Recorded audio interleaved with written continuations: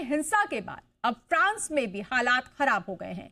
सरकार के खिलाफ हजारों की संख्या में लोग सड़क पर उतर गए हैं और जमकर तोड़फोड़ और आगजनी कर रहे हैं। इस दौरान कई जगहों पर सुरक्षा कर्मियों और प्रदर्शनकारियों में झड़प भी हुई।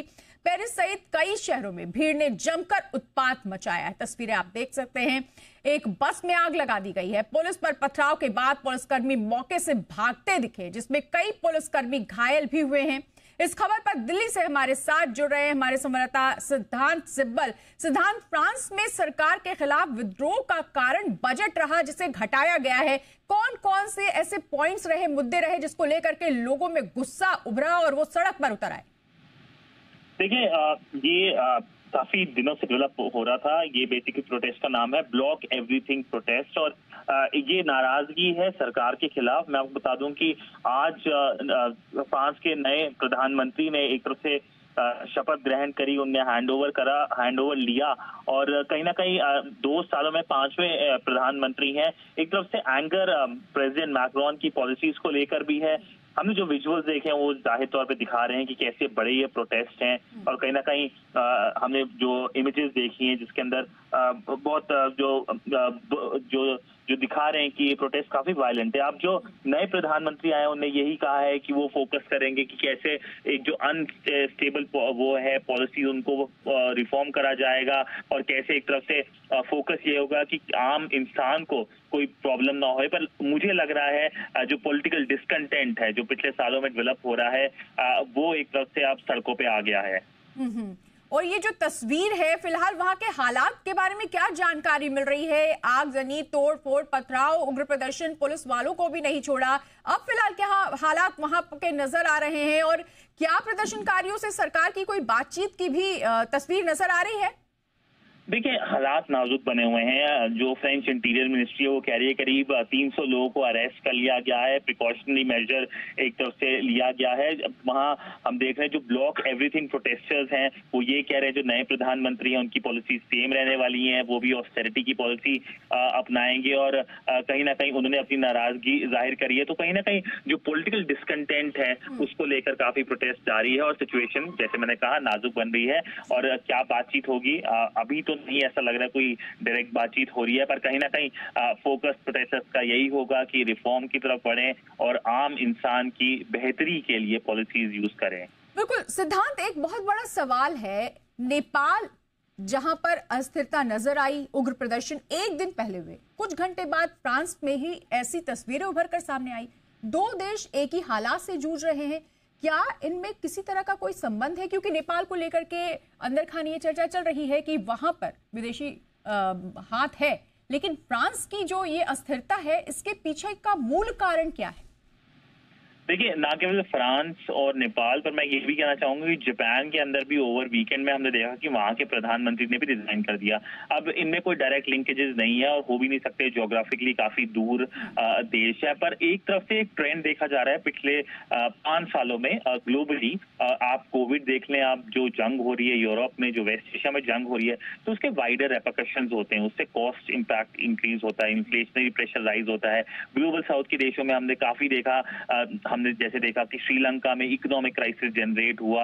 वो सब एक तरफ से एक फार रीचिंग इम्पैक्ट हो रहे हैं जो हम ग्लोबल ट्रेंड्स देख रहे हैं कोविड के बाद जो शुरू हुआ है। तो कहीं ना कहीं मैं यही कहूंगा जो पॉलिटिकल डिस्कंटेंट क्रिएट हो रहा है इकोनॉमिक इम्पैक्ट की वजह से, इकोनॉमिक प्राइस राइज की वजह से, वो लोगों को सड़कों पे ला रहा है। और मैं ये अनफॉर्चुनेटली मुझे यही कहना पड़ रहा है कि आप ऐसा ट्रेंड और भी देखेंगे आने वाले कुछ सालों में, जैसे ये जो इकोनॉमिक क्राइसिस है और पर्कुलेट होता है और देशों के बीच।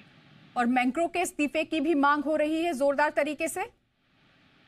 जी जरूर, बिल्कुल।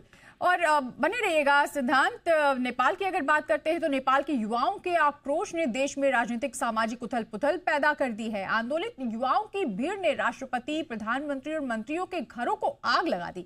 इसके अलावा देश की संसद, सुप्रीम कोर्ट और कई सरकारी इमारतों में भी आगजनी की गई है। इसे देखते हुए नेपाली सेना ने देश भर में कर्फ्यू लगा दिया। भारत ने नेपाल के ताजा हालात पर चिंता जाहिर की है। वहीं नेपाल के त्रिभुवन हवाई अड्डे का संचालन आज से शुरू हो गया है ताकि पर्यटकों को बाहर निकाला जा सके।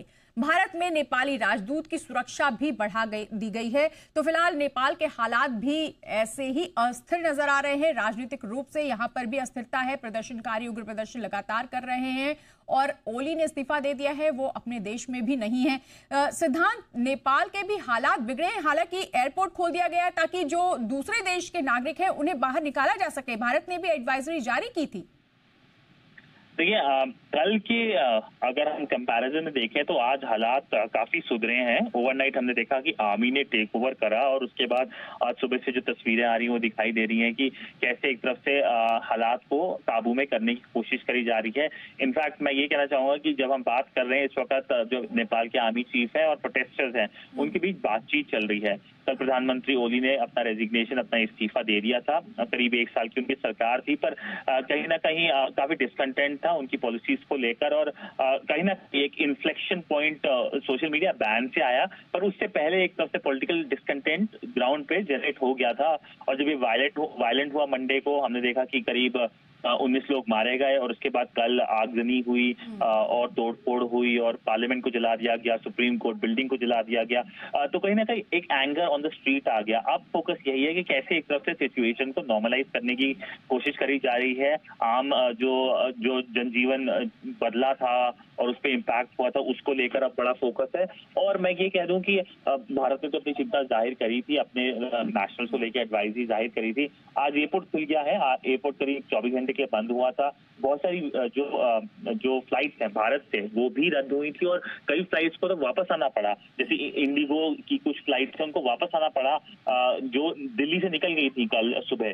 तो मैं यही कहना चाहूंगा कि भारत की तरफ से चिंता जाहिर करी। भारत ने यही कहा है, भारत के प्रधानमंत्री ने यही कल कहा था, प्रधानमंत्री नरेंद्र मोदी ने, कि कैसे एक तरफ से शांति की जरूरत है नेपाल के अंदर। और कल एक अहम बैठक भी हुई थी दिल्ली में जो कैबिनेट कमेटी ऑन सिक्योरिटी की थी। और मैं आपको बता दूं कि कैबिनेट कमेटी ऑन सिक्योरिटी ऐसा नहीं है कि वो रोजमर्रा मिलती है या हर महीने मिलती है, वो सिर्फ मेजर सिक्योरिटी चैलेंजेस के टाइम ही मिलती है। आखिरी बार सीसीएस की मीटिंग जब हुई थी वो ऑपरेशन सिंदूर और पहलगाम आतंकी हमले के बाद हुई थी। उससे पहले जब प्रधानमंत्री हसीना का एग्जिट हुआ था बांग्लादेश, तब हुई थी। तो दिखाता है कि भारत के लिए एक बड़ा मेजर इम्पैक्ट हो सकता है अगर नेपाल में इंस्टेबिलिटी होती है। नेपाल के साथ एक लॉन्ग पोरस बॉर्डर है भारत का, और कहीं ना कहीं अगर इंस्टेबिलिटी होती है तो उस पोरस बॉर्डर से भी खतरा जनरेट हो सकता है। तो एक हाई अलर्ट में तो था ही और रहेगा जो बॉर्डर है। और यहाँ पे जैसे आपने जिक्र करा, एम्बेसी में जो सिक्योरिटी है, नेपाल की एम्बेसी, वो सिक्योरिटी बढ़ा दी गई है।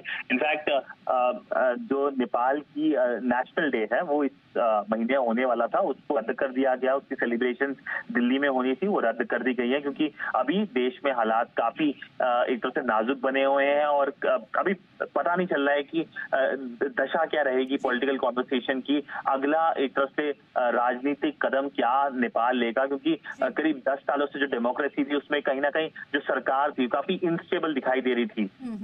बिल्कुल। तो अगला कदम क्या होगा, किस तरह से वहां पर स्थिरता आएगी, इस पर लेके चर्चा हो रही है क्योंकि प्रदर्शनकारियों से फिलहाल बातचीत चल रही है। और जिस तरह के हालात हमारे संवाददाता बता रहे हैं कि उड़ानों को फिर से शुरू कर दिया गया है, दूसरे देश के जो लोग हैं, नागरिक है, वो बाहर निकल सके इस वजह से, यानी शांति बनाए रखने की पूरी कोशिश नेपाल में चल रही है। बहुत शुक्रिया कपिल इस पूरी जानकारी के लिए। सिद्धांत।